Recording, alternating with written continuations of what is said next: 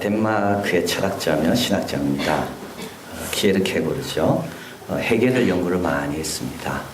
그런데 헤겔보다 훨씬 더 어려운 게 있대요. 헤겔을 제가 연구를 하면서 깨달은 거는 헤겔은 이해가 안 되는 부분은 본인도 이해를 못해서 그렇게 썼을 뿐이고 헤겔보다 훨씬 더 이해하기 어려운 인물이 있다. 그 인물이 누군가? 아브라함이라고 말합니다. 아브라함이 이삭을 하나님께 바칠 때 그때 마음이 어땠을까? 하나님이 아브라함에게 요구하시는 믿음이라는 게 도대체 어떤 건가? 그래서 그는 공포와 전율이라는 Fear and Trembling이라는 그 책에서 아브라함이 이삭을 바치는 그 장면을 가지고 믿음을 다음과 같이 정의합니다. 절대자에 대하여 절대적인 관계에 서는 것. 절대자에 대한 것이 믿음입니다. 그리고 믿음이라는 것은 뭐냐면 절대적인 관계에 서는 것이 믿음입니다. 홍해 앞이라고 도망치는 건 믿음이 아니죠. 여리고 앞이라고 도망치는 건 믿음이 아니죠. 믿음이라는 것은 절대적인 관계에 서는 게 믿음입니다. 보편적인 것이 아닌 한층 높은 것을 붙들기 위하여 보편적인 것을 버리는 것. 보편적인 것은 상식이고 관습이고 풍습이고 문화고, 믿음은요 그보다 한층 높은 것을 붙들기 위하여 보편적인 것을 버리는 것. 보편적인 것보다 높고 보편적인 것에 거슬리는 것에 대한 절대 순종하는 것. 말이 되는 것만 순종하고 말이 안 되는 것 순종하지 않고, 그게 아니라 믿음이라는 것은 보편적인 것에 거슬리기도 하고 때로는 보편적인 것보다 훨씬 높지만 절대 순종하는 것. 믿음의 사람을 우리가 히브리서 지금 살펴보고 있는데요. 다 그런 분들입니다. 노아, 왜 방주를 해변가 강가에 짓지 않고 육지에 짓습니까?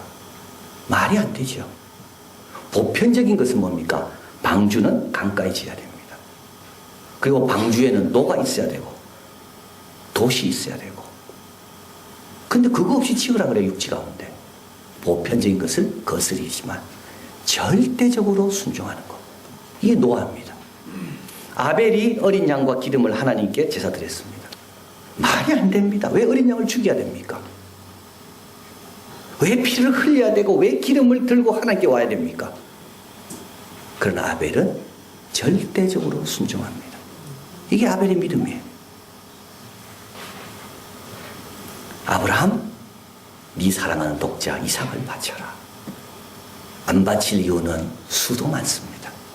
제시할 만한 근거가 되는 건 너무나도 많이 있어. 하나님이 주신 거니까, 독자니까, 내가 사랑하니까. 믿음은 뭐라고요? 절대자에게 절대적으로 관계하는 것. 그래서 믿음에 있는 사람은 홀로 보편적인 것과 동떨어져 한 사람도 이해해주거나 함께해줄 사람 없이 혼자 걸어가는 삶이 믿음의 삶이다. 박수 쳐주지 않습니다. 보편적인 것을 거스리는 사람을 박수 쳐주지 않습니다. 절대자에게 절대적으로 관계 맺는 사람을 미친 사람이라 그러지, 그 사람을 칭찬하거나 인정하거나 기억하지 않습니다. 노아가 방주 지을 때 아무도 도와주지 않았어요. 오히려 더 미친 사람이라고. 아브라함이 이삭을 데리고 모리아산을 향해 나갈 때 아브라함은 미친 사람이라고.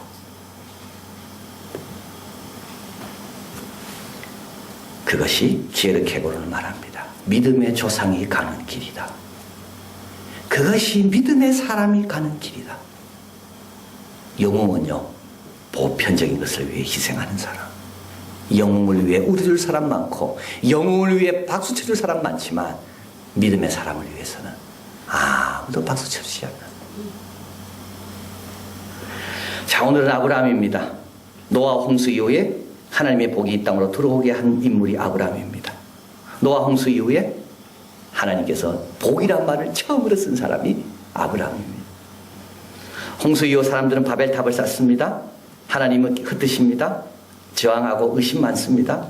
그러나 아브라함은 하나님의 부르심에 신실하게 응답한 사람입니다. 아벨, 에녹, 노아 이 세 사람의 모든 것이 다 나타나는 사람이 바로 아브라함이다. 이삭을 바치고 하나님과 동행하고 이 땅에서 복의 근원으로 살아간 사람. 야고보는 아브라함을 행함이 있는 믿음이 있는 자로 소개합니다. 2장 21절 한번 읽어봅니다. 우리 조상 아브라함이 그 아들 이삭을 제단에 드릴 때 행함으로 어렵다 하심을 받은 것이 아니냐. 내가 보거니와 믿음이 그의 행함과 함께 일하고 행함으로 믿음이 온전케 되느니라. 26절 있습니다. 영혼 없는 몸이 죽은 것 같이 행함이 없는 믿음은 죽은 것이니라. 지난주 말씀드렸죠. 믿음이 반드시 열매 맺는 장소가 두 군데라 그랬습니다. 하나는 감정이라 그랬습니다. 감정의 변화가 믿는 자에게는 반드시 있습니다. 평안이 찾아오고 여유가 생기고 또 한 가지는 행동. 믿음이 있으면 행동은 바뀌게 되어 있습니다. 행동이 안 바뀐다면요? 아직 안 믿고 있는 것. 감정의 변화가 없다면요? 아직 온전히 믿고 있지 않는 것. 아브라함의 믿음은 행함이 있는 믿음이다.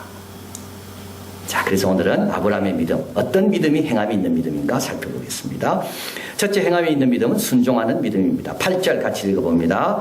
믿음으로 아브라함은 부르심을 받았을 때 순종하여 장래의 기업으로 받을 땅에 나아갈새 갈 바를 알지 못하고 나갔으며. 여기서 히브리서 기자는 아브라함의 순종을 강조합니다. 여러분 꼭 기억하세요. 순종이 뭔지를 알아야 돼요. 순종은 뭡니까? 하나님 말씀 따르는 게 순종이에요. 하나님 말씀 따르는 게 순종이에요. 하나님 뜻에 자신을 굴복시키는 게 순종이에요. 고든 맥도날드에 의하면 하나님의 숨은 뜻, 숨겨진 목적에 익숙해지는 게 순종이에요. 너희 본토 친척 아비 집을 떠나라 그랬습니다. 이 당시 떠나는 거는 이거는 불가능한 겁니다. 떠나는 사람은 다 두 종류입니다. 하나는 추방받든지, 하나는 범죄, 죄를 범했든지, 도망치든지, 쫓겨나든지. 자기 고향에 태어나서 고향에 잘 지내다가 고향에 묻히는 것이 제일 복된 삶이었습니다. 아브라함 보고 떠나라 그래요. 또 한 가지는 뭐죠? 아브라함 갈 바를 알지 못하고 나갔다 그랬어요. 여러분 어디 갈 때 잘 보잖아요. 보고 결정하잖아요. 저기 갈 건지 안 갈 건지는 그곳이 어떤 건지 보고 결정하는 겁니다. 그곳이 어떤 것인지가 내가 떠나는데 제일 중요한 요건입니다. 근데 아브라함은 갈 바를 알지 못하고 갔습니다. 이게 순종입니다. 하나님의 숨은 뜻에 익숙해지는 것, 하나님의 말씀에 따르는 것. 자, 그런데 순종이 왜 중요하냐? 순종은 운명을 바꾸기 때문에 그렇습니다. 아브라함의 원래 이름은 아브라함이었습니다. 많은 사람의 아비란 뜻입니다. 순종하여 떠났을 때 그의 이름이 바뀝니다. 뭐로요? 아브라함으로. 이 말은 열국의 아비가 되는 거예요. 아브라함이 떠나기 전에는 복의 대상만 됐으면 좋겠다 생각이 내가 복 받았으면. 그러나 떠나면서 뭐로 바뀝니까? 복의 근원으로 바뀝니다.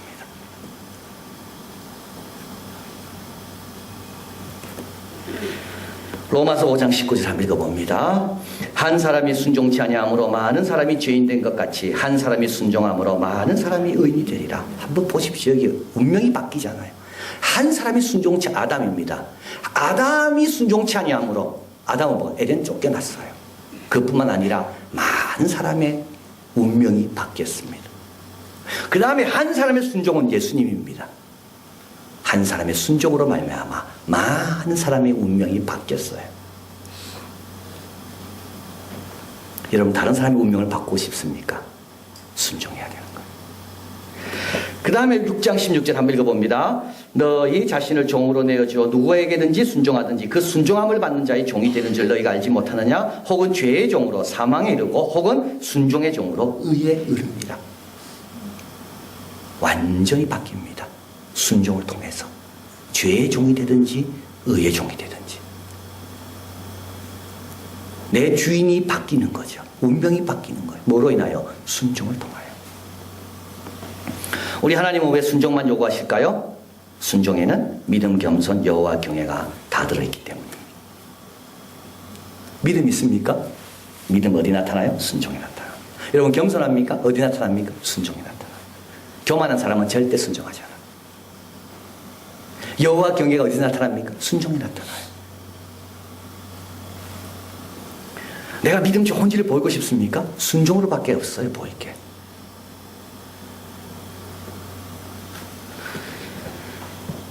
에덴 동산에 머물 수 있는 유일한 조건, 앤드류 머레는 말합니다. 에덴 동산에 사람에게 요구하는 유일한 미덕.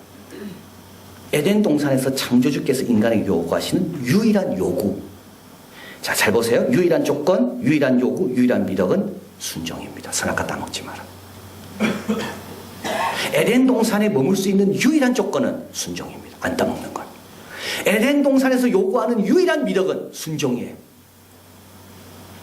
하나님께서 우리에게 요구하시는 유일한 요구는 순종이에요. 왜요? 순종 속에 믿음, 겸손, 여호와 경외가 다 들어있으니까. 근데 아담과 이브가 따먹지요. 불순종하지요. 어떻게 됩니까? 운명이 바뀐 겁니다. 하나님이 부르시면 반드시 두 가지가 있습니다. 첫째는 뭐가 있나요? 약속이 있습니다. 바뀌게 될 운명에 대한 약속. 그러나 동시에 거기에 뭐가 있나요? 순종의 요구가 있습니다. 우리 예수님께서 제 아들을 부르십니다. 사람 낳는 어부가 되게 하리라. 그러나 운명이 바뀌려면 뭐가 있어야 돼요? 순종, 예수님을 따라야 하는 거예요. 하나님께서 말씀하는 이유가 있습니다. 행하라고 말씀합니다. 들으라고 말하는 게 아닙니다. 하나님께서 아브라함에게 말씀한 이유는 떠나라고 말씀하는 것이 듣고 그 자리에 있으라고 말하는 게 아니에요. 아브라함은 순종합니다. 행함이 있는 믿음은 순종으로 나타난다. 두 번째로 행함이 있는 믿음은 안주하지 않습니다. 9절 읽습니다. 믿음으로 저가 외방에 있는 것 같이 약속하신 땅에 우거하며 동일한 약속을 유업으로 함께 받은 이삭과 야곱으로 더불어 장막에 거하였으니. 자, 그래서 순종하고 이제 떠났습니다. 그래서 약속의 땅에 들어갔습니다. 약속의 땅에 딱 들어갔는데 아브라함은 어떻게 됩니까? 믿음으로 저가 외방에 있는 것 같이 약속하신 땅에 우거했습니다. 말이 안 되죠. 약속의 땅에 들어갔으면 자기 땅이잖아요. 근데 왜 외방에 있는 것처럼 머뭅니까?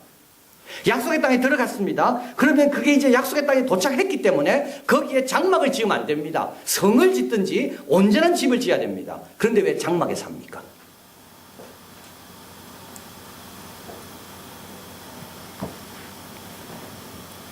이게 참 중요한 내용이에요. 왜 중요하냐면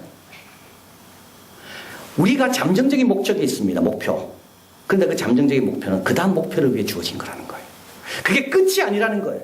대학 가는 게 끝이 아니에요. 대학 가면 어떻게 됩니까? 그러면 대학생답게 하나님의 영광을 드러내기 위해서 순종할 것이 뭔지 그때 주어지는 겁니다. 직장 가면요. 직장이 끝이 아닙니다. 결혼이 끝이 아닙니다. 많은 사람은 그렇게 생각해요. 그래서 들어가면 어떻게 돼요? 신앙생활 안 하죠. 아브라함은 약속 땅에 갔습니다. 그러니까 뭐가 보이나요? 하나님이 지으시는 성이 보이는 거예요. 약속의 땅에 들어가야 보이는 거예요, 그거는. 그래서 아브라함은 약속의 땅만 가면 끝인 줄 알았어요. 근데 가보니까 뭐가 보입니까? 하나님이 짓고 계시는 성이 보이는 거예요. 아브라함은 안주하지 않습니다. 거듭나잖아요, 우리가요. 그게 목적이 아닙니다. 거듭나면 그 다음에 어떻게 됩니까? 자라나는 거죠. 자라나는 게 목적이 아닙니다. 그 다음에는요, 남을 가르치는 거죠. 남을 가르치면 어떻게 되나요? 자기의 부족을 알게 되죠. 계속 겸손하게 되죠. 이 장막이란 말이 너무 중요합니다. 아브라함은 자기가 일부러 나는 이곳이 끝이 아니라는 걸 알기 위해서 장막에 거하는 겁니다. 이곳에 마음 뺏기지 않는 거예요.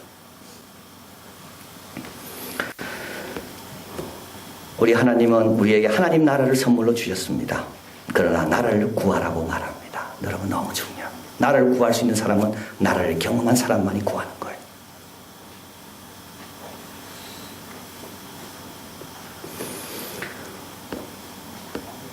제7대 죄악 탐식이라는 게 있습니다.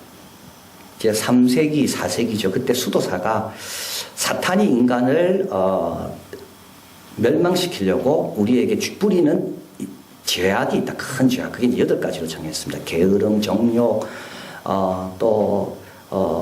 질투 뭐 이런 게 돼요. 근데 그건 이제 그레고리 6세가 이제 6세기에 와가지고 그걸 이제 7대 큰 제약으로 나누게 됩니다.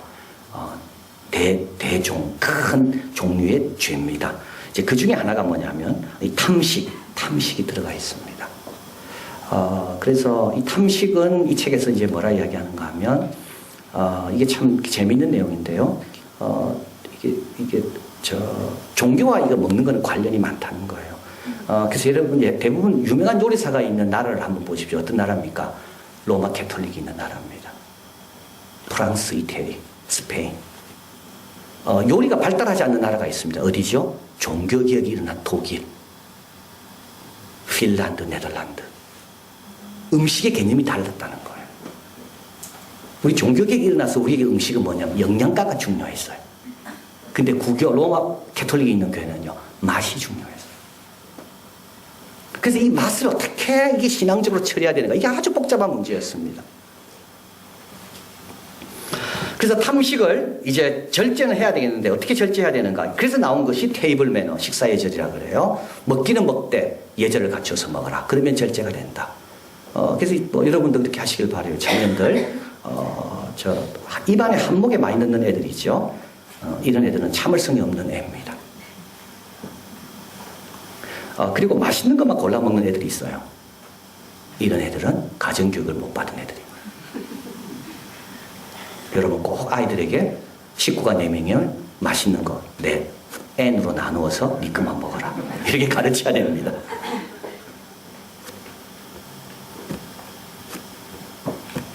탐식자가 누군가? 이것도 아주 복잡한 문제예요. 어떻게 해야 탐식자인가 아닌가? 이게 죄라 그랬잖아요, 죄. 그래서 프랑스에서 어떤 한 사람은 식사 시간 외에 너무 많이 먹는 사람, 이 사람은 탐식자다. 조심해라. 탐식과 여러 가지 다른 죄는 같이 간다. 막 그런 이야기들이 이 책에 나옵니다. 근데 이 책에서 이 루이 16세가 나옵니다. 루이 16세는 도를 넘어선 식탐가입니다. 그는 자기 결혼식에도 너무 음식을 좋아했기 때문에. 그래서 루이 16세의 요리사는 요리 잘할 필요가 없대요. 아무거나 잘 먹어서. 근데 이 루이 16세는 얼마나 음식을 좋아했는가 하면 먹고 또 먹고 싶어서 토하고 또 먹고 토하고 또 먹고. 자기가 잡혀가던 날 1791년 6월 21일 이 잡혀가는 이날 적들이 자기 문 앞에 와서 두드리는 이 시간에도 루이 16세는 뭐하고 있었는가 하면 포도주 2병 앞에서 칠면조를 먹고 있었다는 거. 그래서 영국의 풍자 자파에서는 루이 16세를 이렇게 묘사하고 있습니다. 포도주 2병 앞에 칠면조 앞에 배가 불룩 나오고 얼굴이 퉁퉁한 루이 16세. 적들이 체포하려고 두드릴 때 나 좀 그냥 먹게 놔두라고 하라고 말하고 있습니다. 이때 풍자 사파의 제목은 뭐냐면 뚱뚱한 새는 늦게 난다. 늦게 날면 위험하다.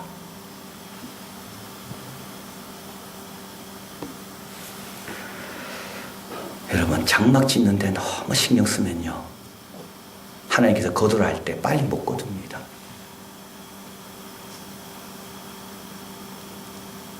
이곳에 너무 신경 쓰다 보면 하나님께서 그 다음 단계를 보여줄 때 그 다음 단계로 안 가고 싶다고 해요.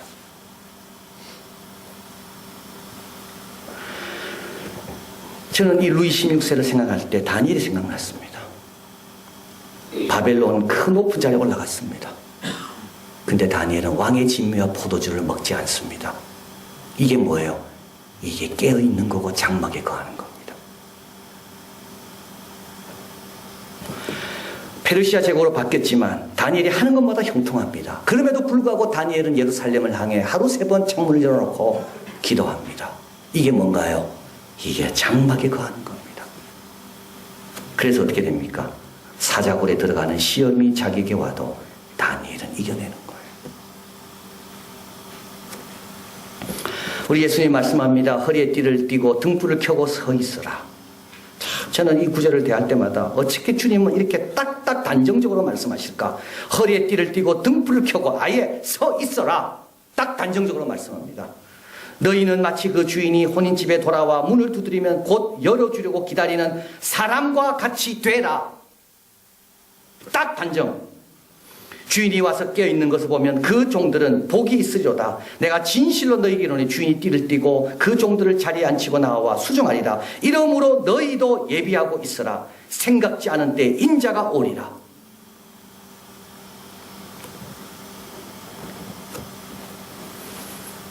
의에 줄이고 목마른 자는 복이 있다 그랬습니다. 이게 신앙생활의 본질입니다. 하나를 얻으면 더 얻고 싶습니다. 이게 신앙생활이에요. 하나를 깨달으면 더 알고 싶습니다. 이게 신앙생활이에요. 주님께서 한 단계 한 단계 복을 주실 때마다 그거는 그 복에 머물라는 게 아니라 그 다음 단계로 올라가라고 주시는 거예요. 어리석은 부자가 나옵니다. 밭의 소출이 풍성합니다. 이때 이는 뭐라 이야기합니까? 창고를 더 크게 짓고 곡식을 쌓아두고 이제 내 영혼아 편히 쉬자.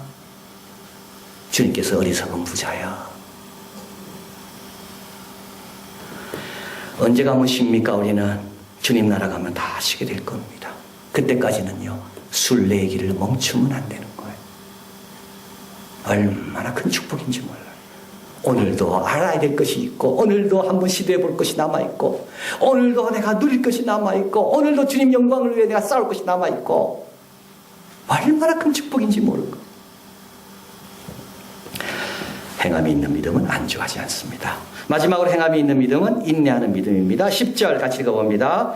믿음으로 사라 자신도 나이 늙어 단산하였으나 잉태하는 힘을 얻었으니 이는 약속하신 이를 미쁘신 줄 알미니라. 자, 아브라함이 나오다가 이제 사라로 바뀝니다. 사라가 나옵니다. 사라는 원래 믿음 좋은 여성이 아닙니다. 사라 때문에 아브라함이 어려움을 많이 당합니다. 이스마엘은 사라 때문에 낳은 거예요. 그래서 아브라함은 이스마엘 때문에 힘들었어요. 하나님께서 아브라함에게 천사를 보내 아들을 낳을 것이라 할 때 아브라함 웃었습니다. 사라도 웃습니다. 아브라함의 웃음에는 천사가 욕하지 않아요. 그러나 사라가 웃을 때는 사라를 책망합니다. 웃음 자체가 달라요. 두 종류 사람이. 어떤 사람은 기쁨의 웃음이 있고 어떤 사람은 비웃음이 있고, 사라는 비웃음이에요. 그런 사라가 10절 사라 자신도 나이 늙어 단산하였으나 믿음으로 잉태하는 힘을 얻었으니, 이 사라가 변할 때까지 아브라함이 기다린 겁니다. 이 사라가 변할 때까지 아브라함이 기다린 겁니다. 여러분, 믿음 있는 사람은요, 잘 기다립니다. 인간적 방법을 쓰지 않아요.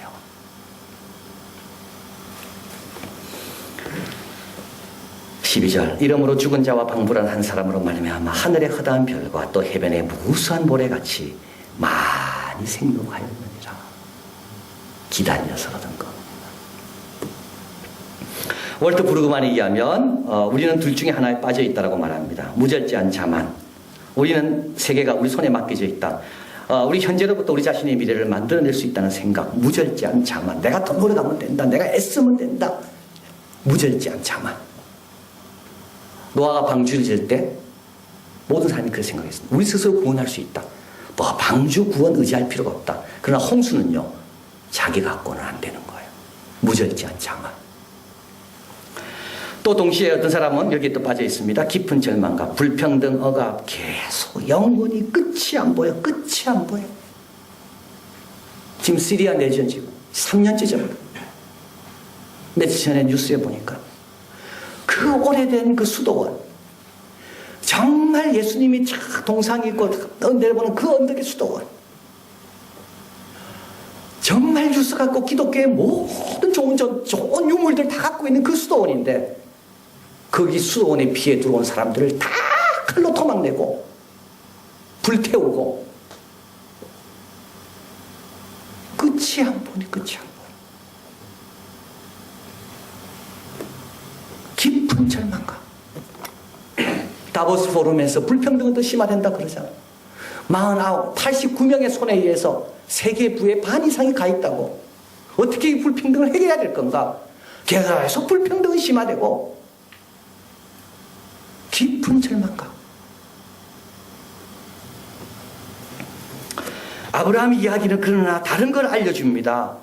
세계는 인간의 손에 맡겨져 있지 않다는 것을, 하나님은 우리와 동행하시며 놀라운 선물을 갖고 계신다는 것을, 세계관은 불가능하다고 여기는 것을 하나님의 권능을 통하여 얼마든지 가능하게 된다는 것을, 그래서 우리에게 선택하라 말합니다. 약속을 위해 살 것인가, 아니면 현세적인 삶의 질서를 고집하며 좌절 가운데 또는 자만하며 살 것인가. 야고보 5장 11절 같이 읽어봅니다. 보라, 인내하는 자를 우리가 복되다 하나니 너희가 욥의 인내를 들었고 주께서 주시는 결말을 보았거니와 주는 가장 자비하시고 긍휼히 여기시는 자신이라. 아브라함은 주님이 주신 결말을 보았습니다. 사라가 변화되는 거고요. 그리고 그 사라가 그 사라의 믿음으로 잉태하는 힘을 얻는 겁니다. 다른 젊은 여인을 취하지 않습니다. 기다리는 거예요. 창세기 17장 1절 나는 전능한 하나님이라 너는 내 앞에 행하여 완전하라. 행함이 있는 믿음, 여기서 행하라고 말합니다. 하나님이 요구하시는 그 완전한 자의 행함은 어떤 겁니까? 순종하는 겁니다. 안주하지 않는 겁니다. 그리고 인내하는 겁니다. 운명이 바뀌고 가족이 바뀌고 좌절과 자만에 빠진 이 세상에 하나님의 복을 들어오게 하는 바로 그 사람. 그 사람은 바로 행함이 있는 믿음이 있는 자다. 저와 여러분이 그렇게 되기를 진심으로 바랍니다.